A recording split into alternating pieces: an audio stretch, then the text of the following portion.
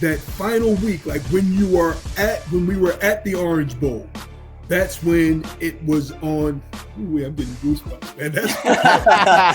Oh, man, I just think Coach Franklin is coaching with a level of confidence in his players that I haven't seen him coach with really since we were there. What I've been seeing is winner gets scrammed.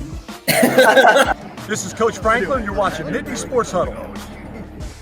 Welcome, everybody, to Sports Huddle UnBlinded, the Orange Bowl preview. Happy New Year. Happy game week. Penn State football is in the national semifinal, the Orange Bowl on Thursday. It's a rivalry renewed, the Nittany Lions and the Fighting Irish of Notre Dame. And to break down all things Penn State football, we have a star-studded list of guests on this episode. Alex Brulliea, Quintus McDonald, Jason Cabinda. Guys, great to have you on today. Let's talk some Penn State football. Outstanding. Thank you for being a part of this unprecedented show, and all of you for joining us 100%, because we are Penn State. Exactly. All of us proud Penn Staters. Let's get into some introductions. We're going to start with Alex. Alex was Nittany Sports Huddle's first intern almost a decade ago. And for those of you watching today, you might remember the Nittany Sports Huddle days. Ended right around COVID, but I was blessed to be a part of it with Quintus and Penn State, fellow Penn State legend in Blair Thomas, covering Penn State sports from about 2013 or so up to 2020. Had an awesome run there, and we're kind of rekindling things. So Alex was the very first intern about a decade ago, starting with the team back in October 2015. Graduated from Penn State in 2016 with a bachelor's degree in information sciences and technology, and then later picked up a master's degree in 2022. He now works for Altria as an associate manager of data engineering and recently relocated back to Allentown, PA, with his wife, Caitlin, and 10-month-old son, Hudson. So, Alex, great to see you. As you look back to your days with Nittany Sports Huddle, what kind of impact did that experience have on you? It was huge. I mean, people saw that on my resume, and it was just like, it was a game changer, but just having that experience, being able to work with Quintus and Blair and still have that connection today. I mean, we fell off for a little bit, but we still connect every once in a while, and happy to be here and just connect again.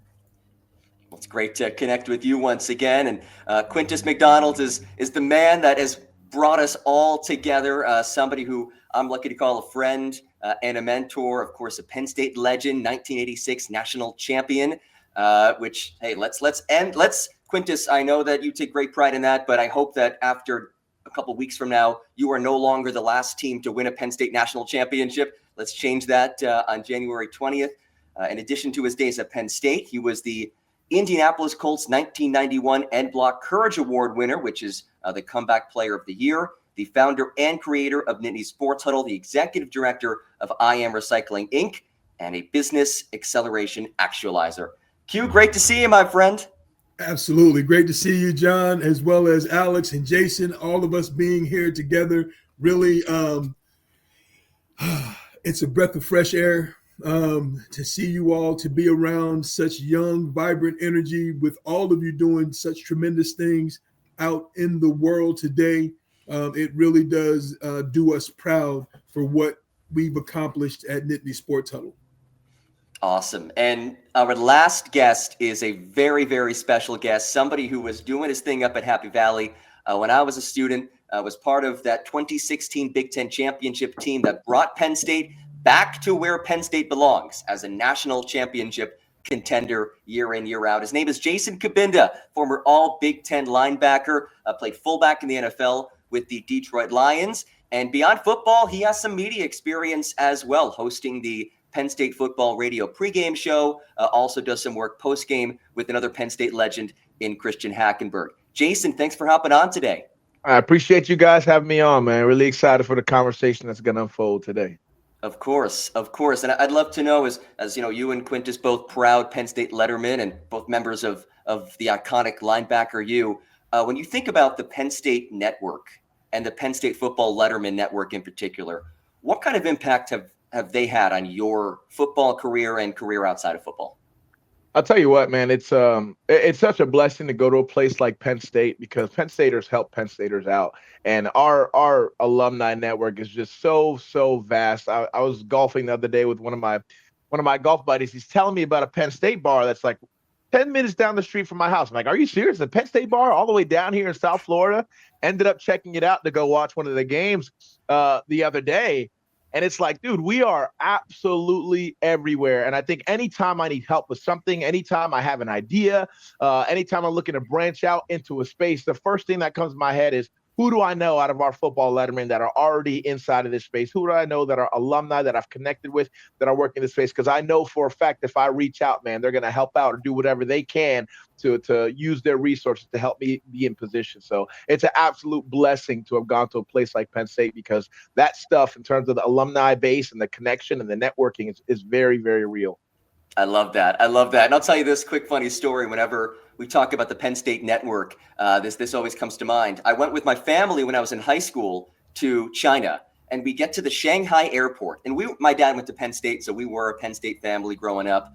We're wearing Penn State stuff. We are in the Shanghai China airport, and some guy yells, "We are" to us. He was a fellow Penn Stater. So we are literally everywhere. So no network like the Penn State network. And my name is Jon Gross, everybody. For those who were fans of Nittany Sports Huddle back in the day, I was one of the hosts on the show. I'm currently a play-by-play broadcaster living in Charlotte, North Carolina, but I work up and down the East Coast. So looking forward to talking some Penn State football today. And guys, let's dive into it. This team is in the midst of something very special.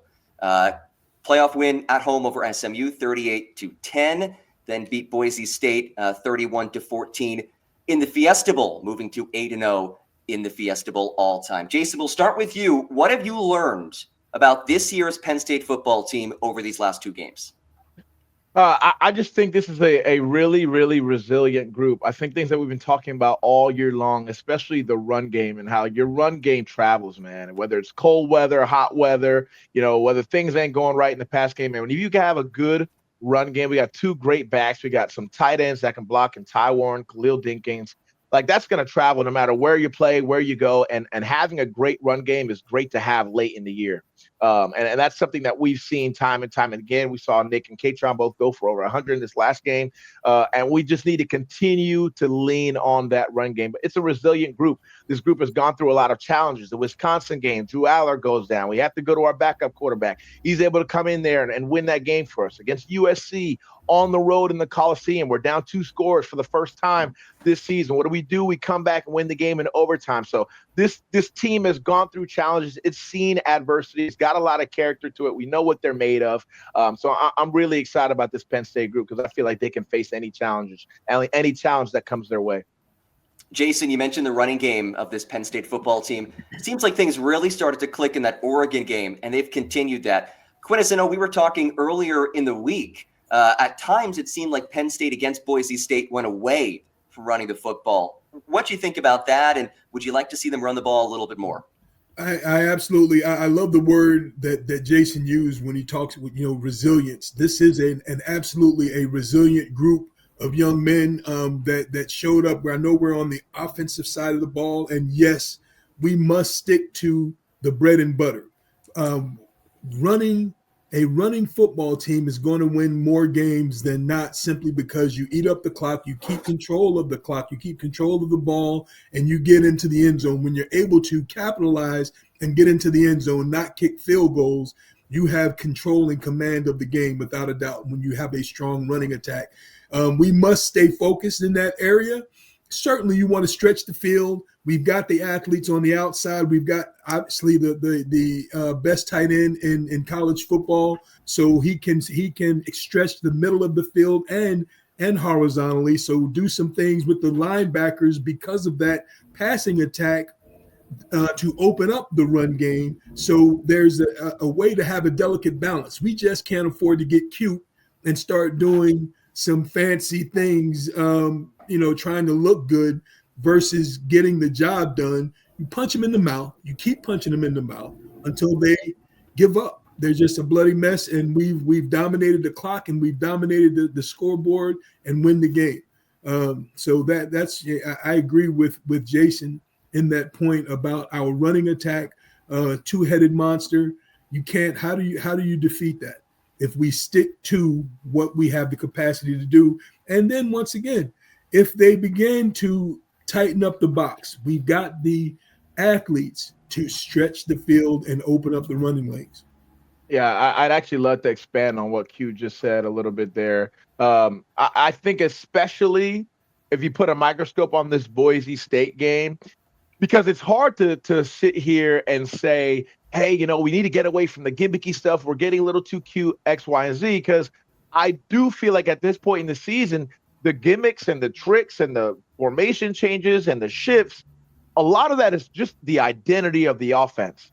And what I don't want to do is to stray away from who we are as an identity, because it's been clear that throughout this year, Coach AK has been very, very consistent with doing those types of things. So I'm okay with it. I just felt like during that Boise State game, there came a point where we broke a couple runs, or we were just pounding them, where it just felt like up front, they literally just couldn't keep up with us. We could have just lined up, no formation shifts, no nothing, and just ran the ball down their throat. And I feel like we have to have the intelligence during the game to make those adjustments to say, hey, like, this ain't needed. We could just freaking line up and run outside zone, and we're going to just get running. That's what I would have loved to see in that Boise State game. Now, moving forward, as these opponents are getting tougher and tougher, I don't want us to stray away from our identity, but to be able to recognize that, like, hey, man, if something ain't broken, don't fix it. Just freaking go. And that's what I would have loved to see in that Boise State game. And we got back to it. I felt like we had a little stretch where we got too gimmicky and cute, and AK kind of felt that, and we kind of just got back to our base run game, and it got going after that. So he at least caught that during that game, and I'd love to see that moving forward. I agree. I agree with the identity, and you give the defensive coordinator some more work to do. They've got more work to do. You can't just really focus in on between the tackles and off tackle when you've got an offensive coordinator who has proven that he'll put together some things that just don't look normal, some abstract formations and such. And Alex, you playing, semi-pro football and your Penn State football experience, what are your thoughts regarding the abstract plays? I don't like gimmick. They're gimmicky, but I like abstract just because we're Penn State. No gimmicks, abstract. So I actually had a thought on that, and we've seen a lot from AK this season, but how much more does he have in that bag of tricks that we have not seen yet, that nobody's seen, that we could be seeing this week, next week, or 2 weeks from now? What more does he have that nobody's seen yet? I think he still has a ton. The well is deep. I got a feeling that the well is deep. Yeah, this guy is so creative. And looking at the defensive side, obviously the big storyline from that game, Abdul Carter suffering an injury. Hopefully we'll see him. We'll dive into that a little bit later on as for what to expect in the Orange Bowl. But we have two defensive standouts here, Jason and Quintus. I'd love to get your perspective on how the defense rallied without Abdul Carter playing. Jason, we'll start with you. I'll tell you what, man, and I talked about this in the beginning of the season, but I feel like the growth of the linebacker group. We knew the D-line group was going to be great, obviously headlined by Abdul that you just talked about before. There's Denai Dennis Sutton, Zane Durant, Devon Elliott's in there. They've been doing a great job all year long.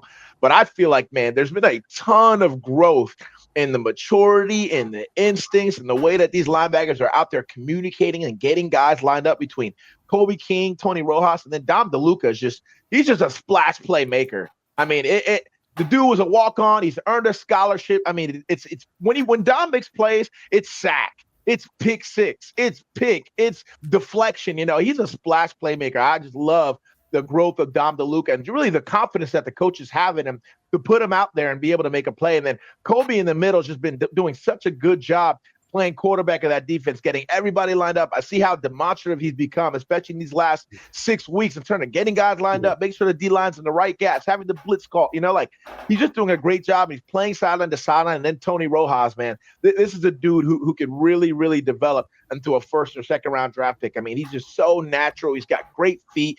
In the beginning of the year, I thought tackling for him was a little bit of an issue, but the way he was getting to the tackles You could tell the talent was there. He just needed to finish some plays. And now in this back half of the season, we're seeing Tony start to finish a lot of these plays that in the beginning of the year, he was just right there.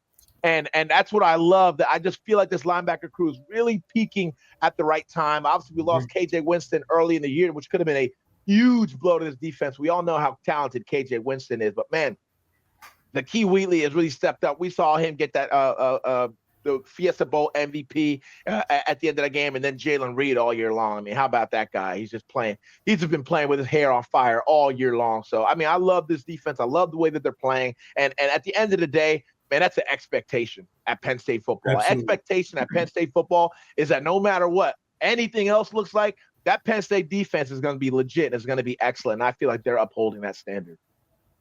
100%. I agree with your synopsis overall, Jason, because I had some worries in the beginning of the year with our tackling. Of course, the guys up front were taking up space and holding blockers and getting to the opposite side of the line of scrimmage. But our linebackers weren't tackling. They were missing some filling the gaps wrong, late, a step off, a step slow. And now they are firing on all cylinders and rounding out at the perfect time to go and shut down a very thorough running attack for Notre Dame. But when I think of Notre Dame and they're running the ball, and looking at how our linebackers specifically have progressed through the season, are tackling better. They're getting better fit into their gaps. They're lining up, getting themselves lined up, and the defensive line. I mean, sometimes a half a step makes the complete difference in a touchdown run or a tackle for a loss. And our backers are playing that quarterback position, if you will, on defense and getting the front four set up, and they're getting to their fit, getting to their gaps on time, getting to backs out of the backfield.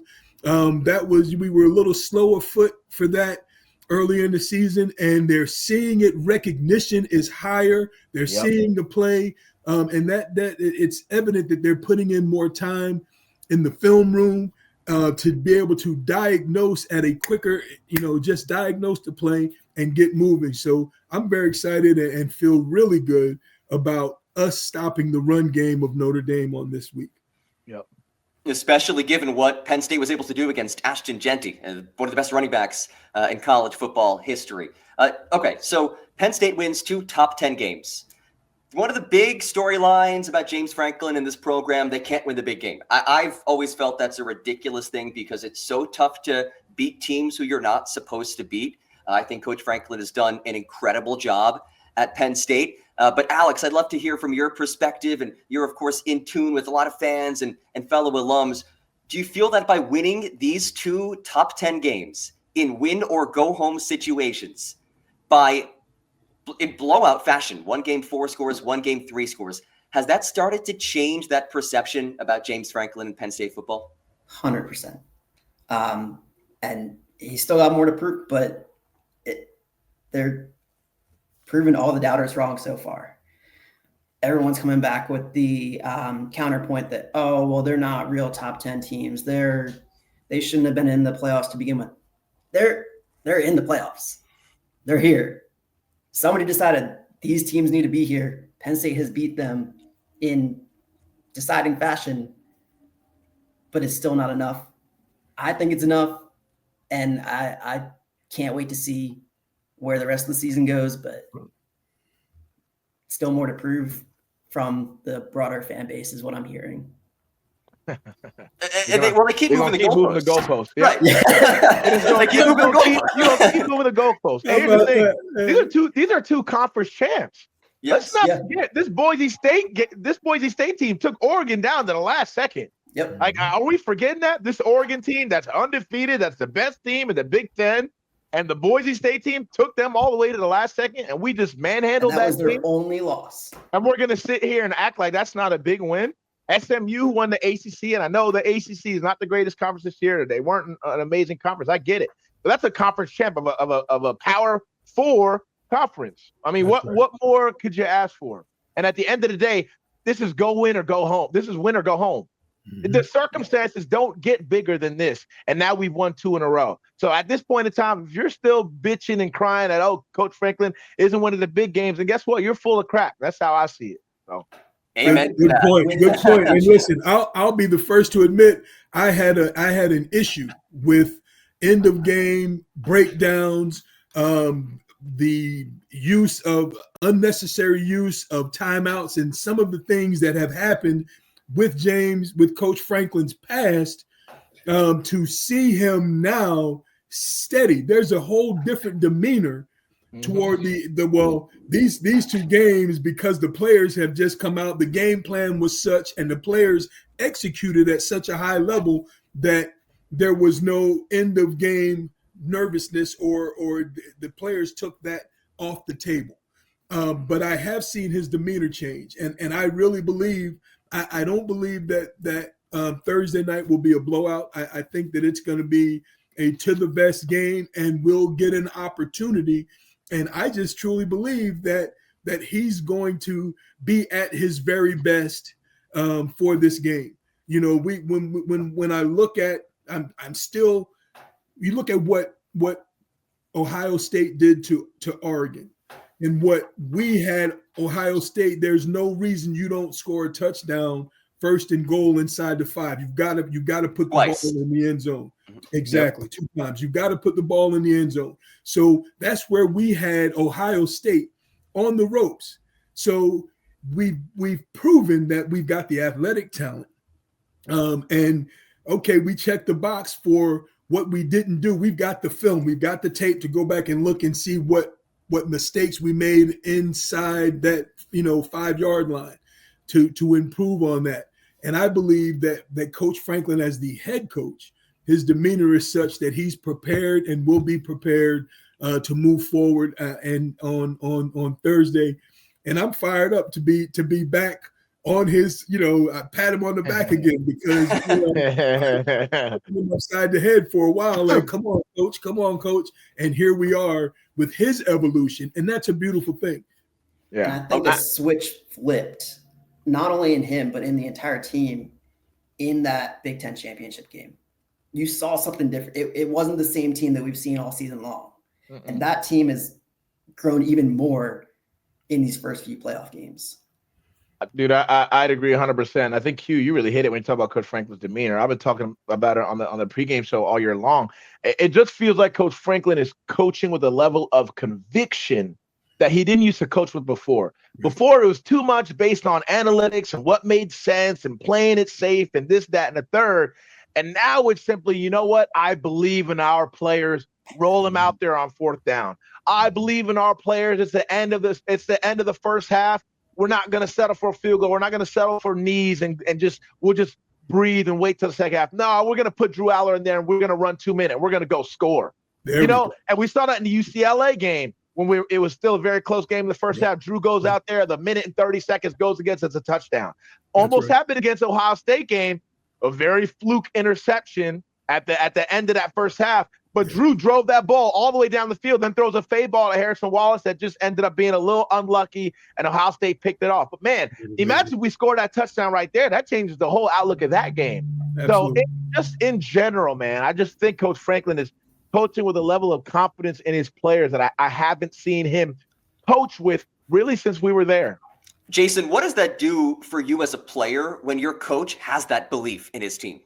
I mean, it's huge. It's huge, and we talk about this all the time in terms of confidence and how coaches can empower their players to play at their best. And anytime we talk about this, the first situation that comes to mind is Tua Tagovailoa, and him having Brian Flores as his coach. And he goes on a podcast with Ryan Clark and talks about, man, like Brian Flores was just coaching me into the dirt. My confidence was nothing. I didn't feel like myself. This is a dude who won a national championship in Alabama. Then Coach Mike McDaniels comes in, and Tua just looks like a whole different player. He said their first meeting, he came in, and Coach Mike says, "You're the perfect guy for the job. When I knew I was coming here, there's literally not another quarterback in the league I'd rather have than you." And he's like, "Whoa, this is a change of scenery." And then we've seen Tua and the way he's played over these past couple of years, and it's been a complete transformation. So, man, it is huge when a coach is able to instill his confidence in his players, because it allows players to get to their ceiling and to believe in themselves. I mean, we know how it is playing at this level of college football. If you're not there mentally, you ain't got it mentally, that belief in self, you're not going anywhere. So I just feel like that confidence that he's instilling in his players, everybody's playing with it. And it's really infectious right now on this team. Love it. Well, they've been so fun to watch. And hey, let's start diving into Thursday's game. This is a rivalry renewed. Anybody who's been following college football for a long time knows that when you're looking pre-Penn State joining the Big Ten, the two best independents were Penn State and Notre Dame. And Q, you played in 4 of those games. You went 3-1 of those games, winning record against the Fighting Irish in your career. Penn State 9-1 all-time against the Fighting Irish. Last played in 2007. I was at that game. It was epic, the first ever full stadium whiteout. Q, when you look back to your days playing against Notre Dame, what comes to mind? Rivalry, hyper focus. The early years, they were kind of rebuilding, and we had a very mature team. My freshman year, I played with a lot of guys who were 5th-year seniors, a lot of guys who were redshirt juniors. And so Notre Dame was in a rebuilding mode. By my junior year, they were solid and strong. Lou Holtz had come in and resurrected the program to its former glory, and Tim Brown was looking at the Heisman Trophy. They had Tony Rice. They had a bevy of talent. So it was something that was always marked on the calendar. Along with Pittsburgh, we would end our season with either Notre Dame or Pitt. So it was always marked on the calendar. We always knew that it was there. And that week of preparation was always like, well, I can't say none other, because Alabama, that week of preparation was extremely high as well. We played Alabama 4 times while I was in school. They were one of our rivals as well. So those games, the Notre Dame, the Alabama, and believe it or not, Boston College, those games were earmarked where you knew that you had to come in at the very highest level. So this is a special week for many of us old heads, to relive some old glory. Yes, indeed. And Alex, I know that, listen, you're the only Pennsylvania native on this show. The rest of us are Jersey guys.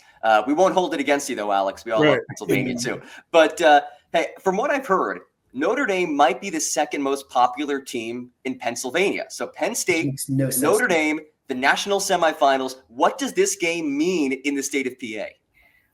What I've been seeing is winner gets Scranton. I don't know if I want that. Big stakes. Yes. That's amazing. That's amazing. Well, I never knew there were that many Notre Dame fans in PA to begin with. I didn't even know that was like such a thing. Yeah, my dad always said it. Hey, there's a lot of Notre Dame fans in PA. I probably didn't realize it until this week either, Jason, seeing everything on social media, talk about this rivalry. This is going to be epic. One of the other big storylines in this game, in addition to the rivalry and the magnitude of this game, this will result in, for the first time ever, a black head coach coaching for an FBS national championship, either James Franklin or Marcus Freeman. This is something that James Franklin has talked about for a very long time. He wants to make history as the first black coach to win an FBS national championship. This is truly a historic moment. What does a moment like this mean? And Jason, you played for Coach Franklin. What does this opportunity mean to him? I know it means a ton to him. I remember just, talking with Coach Franklin, even in private, this has been one of his goals that he's had for a very long time.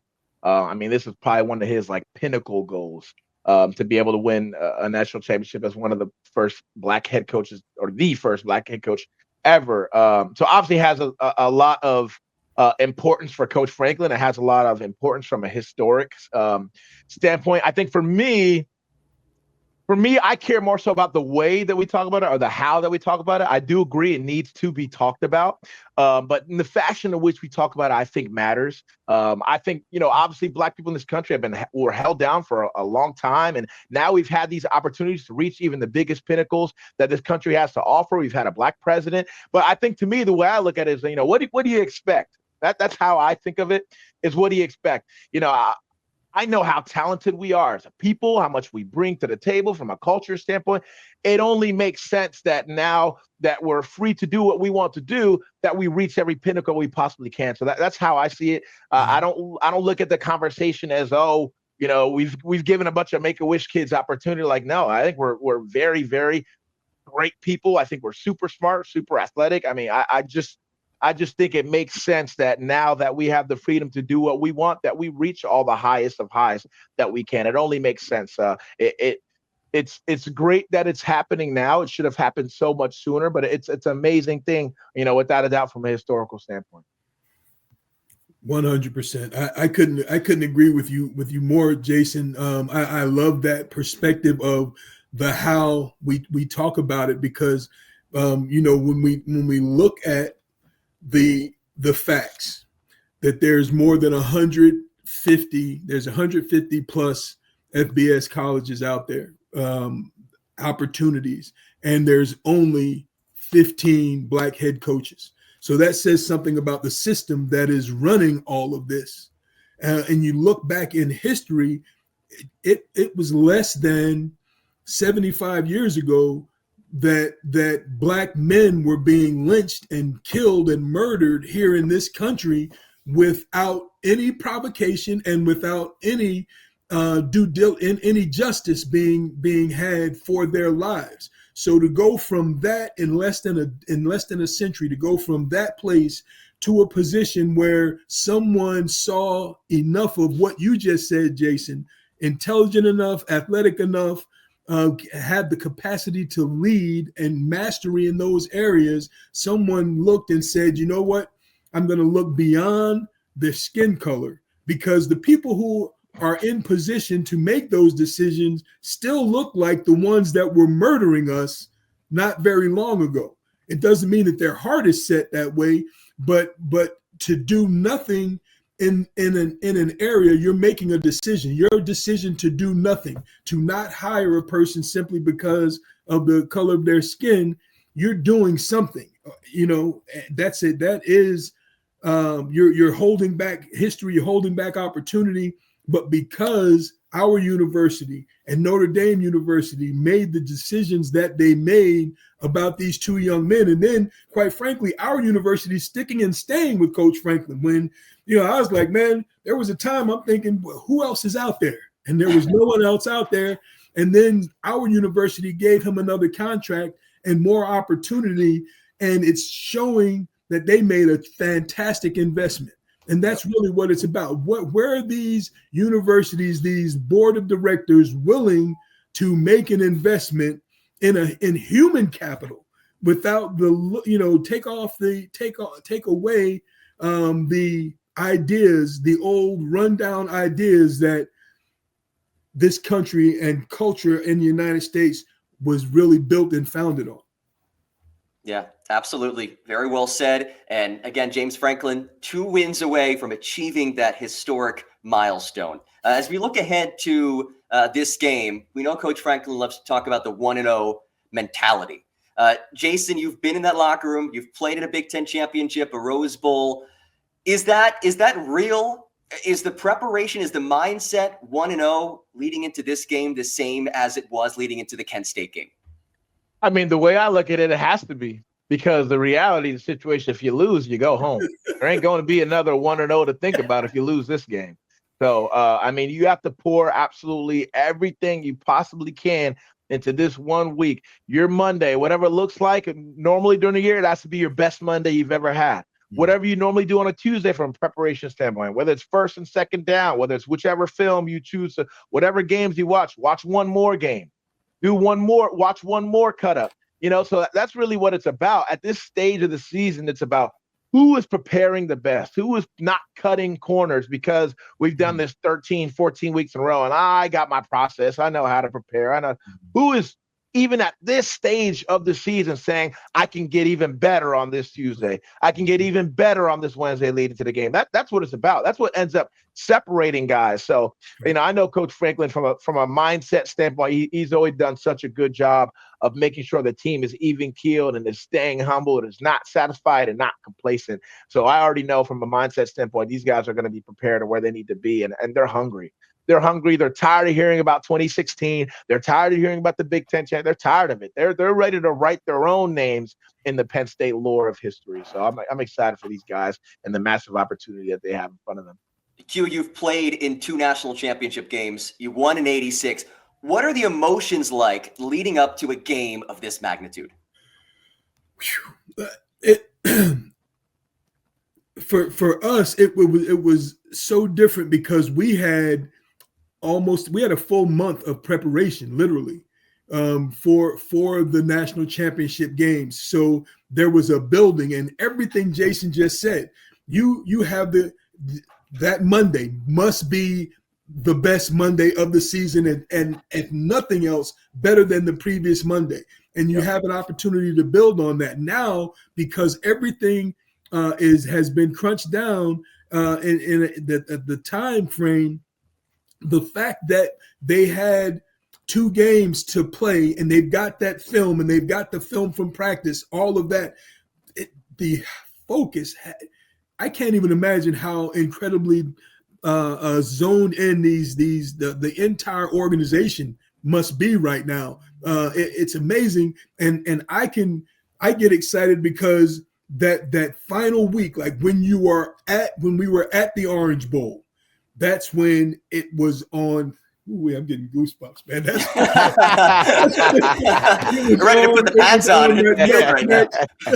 It was on the next level once we arrived on site. So, where they've got to be. It's an intensity that's palpable, that you can feel like someone that's outside of the group.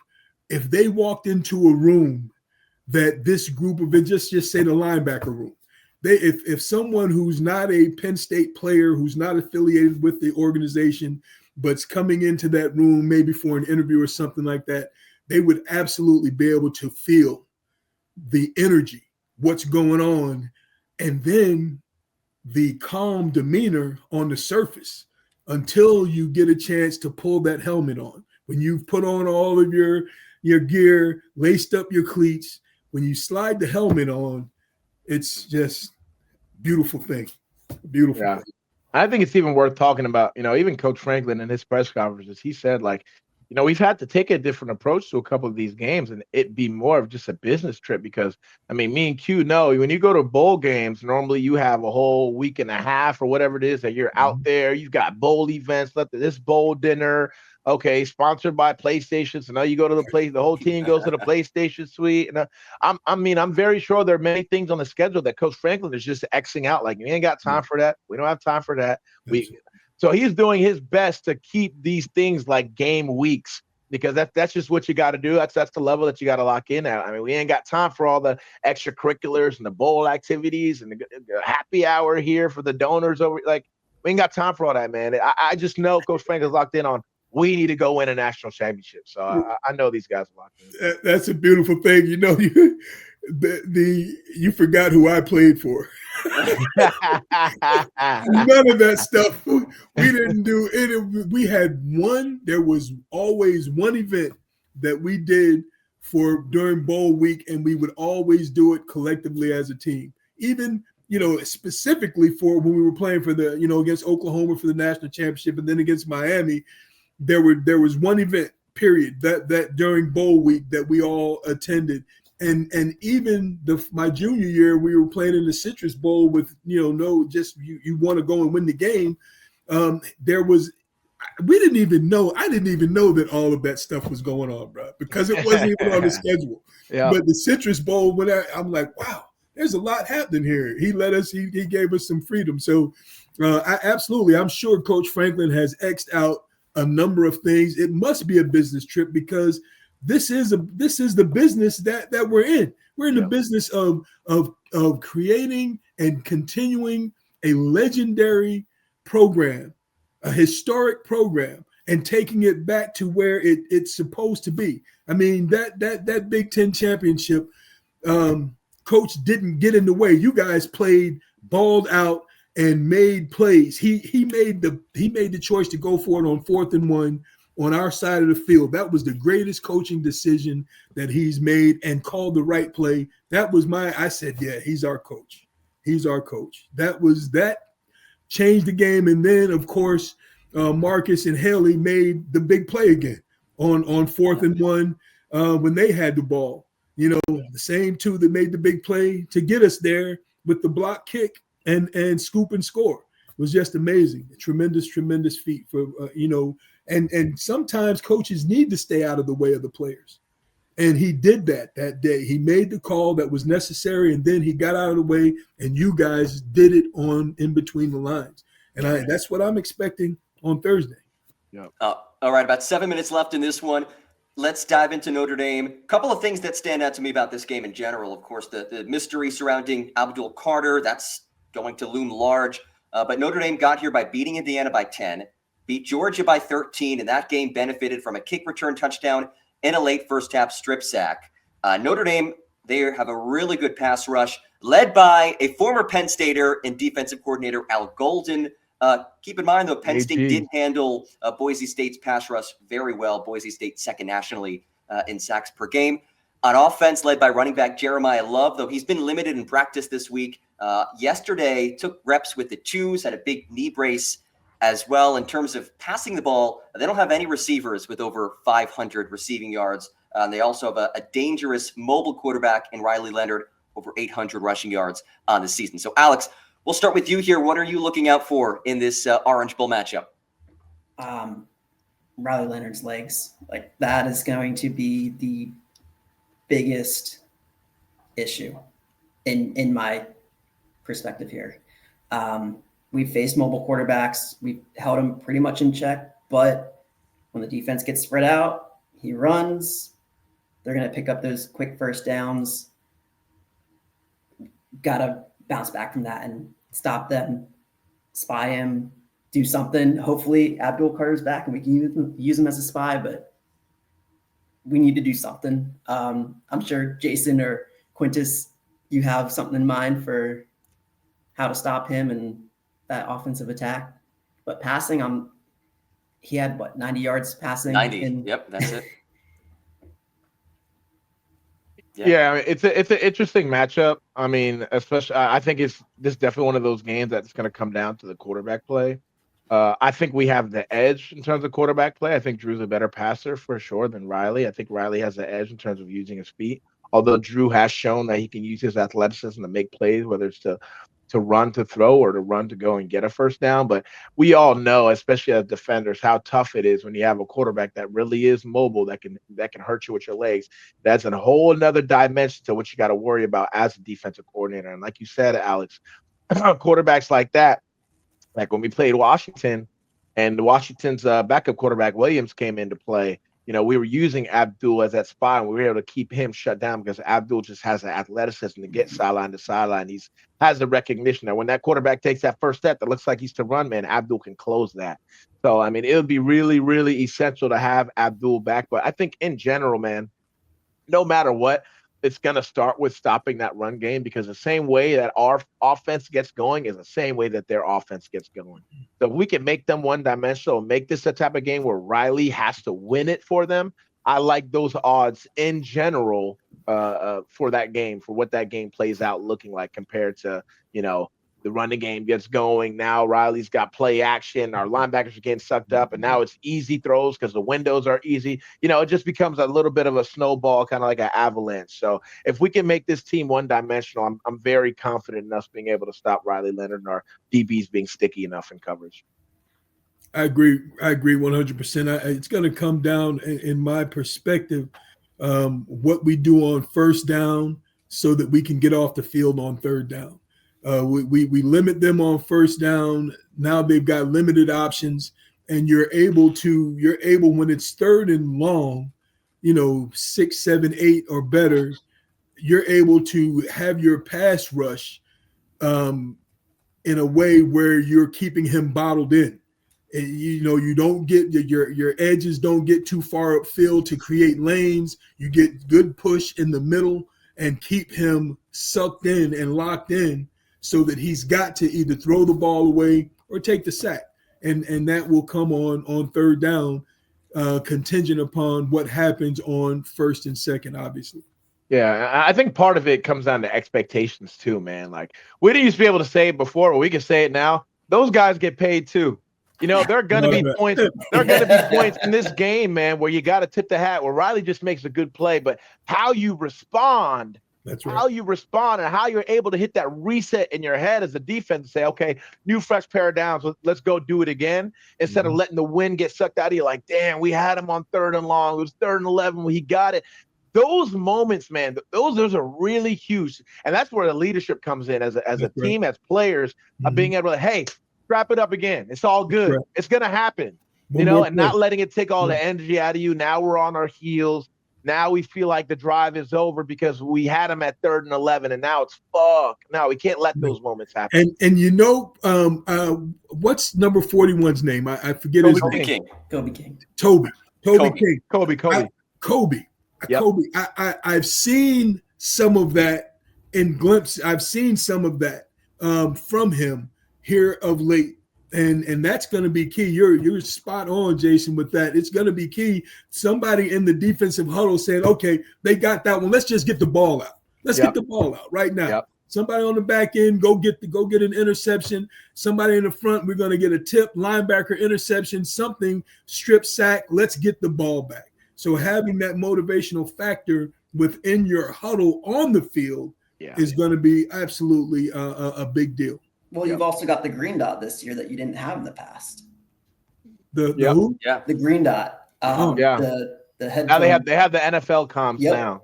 So now the D coordinator speaking directly to the middle linebacker. Like, when we were playing, it was all just signals. The middle linebacker still was relaying all the calls. Like, I'm still getting all the calls from Coach Spry on the sideline, but it's all visual signals. Now they've got the green dot in the helmet, and he's speaking directly to him. So how about that? Well, I'm the old dude on camera. The green, what? No. That's why I did. At least I did that. I was smart about surrounding myself with you youngsters. The green helmet. All right, final minute here. We'll get to some predictions. My prediction rests on whether or not Abdul Carter plays. I think if he plays, we win. Dealing with that arm, we don't know what it is, but something on his left arm area. Kind of reminds me, I'll never forget, Jason, against Ohio State, you had that cast and you gave that thumbs up every time you made a big play. That was awesome. So we'll see if he has a similar thing. But if Abdul plays, I think Penn State's going to win this thing 21-17. Let's go around the horn just with the score. Alex, what are you thinking? I think it's going to be close. I could see like a 21-20. I still have Penn State winning, but it's going to come down to the wire. I got Penn State 27-21. Nice. 24-21, Penn State. All right, so around the board, Penn State winning. Guys, thank you so much for your time today, and we thank all of you for joining us on this Sports Huddle Unblinded Orange Bowl preview. Have a great week and enjoy the game.